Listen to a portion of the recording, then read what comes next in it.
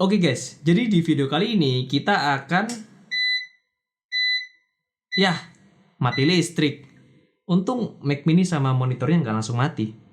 Oke guys, pasti kalian pernah mengalami kejadian blackout atau mati listrik seperti tadi. Apakah berbahaya? Tentu sangat berbahaya. Semahal apapun perangkat elektroniknya, kalau sering kejadian blackout, maka akan cepat rusak juga. Kan jadi sayang kalau misalkan kita punya device mahal-mahal, bukannya senang, tapi kita malah was-was. Karena takut kalau device kita rusak ketika terjadi blackout. Selain itu, bahaya lainnya ketika terjadi blackout atau mati listrik adalah file kalian bisa rusak atau korup. Bayangkan kalau kalian sedang ngedit video berjam-jam, terus tiba-tiba mati listrik atau blackout. Pas sudah nyala lagi, filenya korup. Pasti kalian akan sebel banget, karena kalian harus ngulang lagi ngeditnya dari awal. Atau kalau sekarang kalian punya server fisik, let's say isinya itu database MySQL. Terus tiba-tiba blackout, dan langsung mati, MySQL-nya crash. Pasti kalian akan sebel banget. Tapi semua masalah pasti ada solusinya.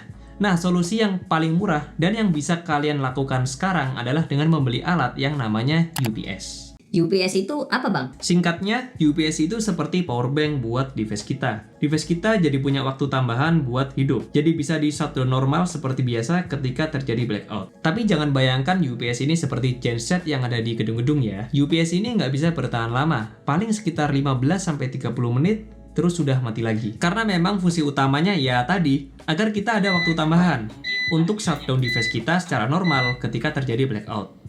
Tapi jangan gunakan UPS untuk alat yang berat-berat seperti microwave, setrika, dispenser.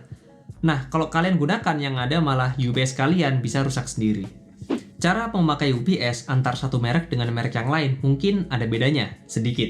Di sini yang aku punya adalah UPS dengan merek APC. Kenapa APC? Simply merek APC itu udah terkenal di bidang UPS, jadi aku pilihnya yang APC. Pertama kali, kalian harus colokkan dulu kabel kuningnya ini.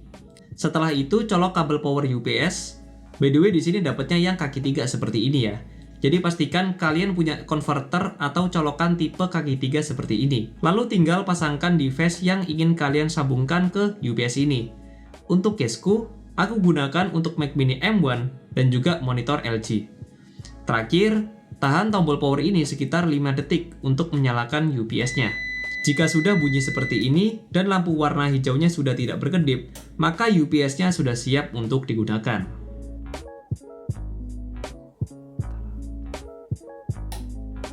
Oke, tips memilih UPS ada 2 poin. 2 poin yang harus diperhatikan adalah pertama kapasitas dan yang kedua runtime. Kapasitas ya sudah jelas ya, berarti berapa watt yang kamu butuhkan. Sedangkan runtime adalah berapa lama UPS dapat bertahan di watt tertentu ketika blackout terjadi. Pertama kita bahas dari kapasitasnya terlebih dulu. Biasanya kapasitas yang digunakan di UPS bukan pakai satuan watt, tapi pakai satuan VA. Dan VA tidak sama dengan watt. Karena jika menghitung VA harus menggunakan efisiensi, faktor efisiensi. Secara umum angka yang digunakan adalah 0,6. Tapi please take note ini nggak pas 0,6.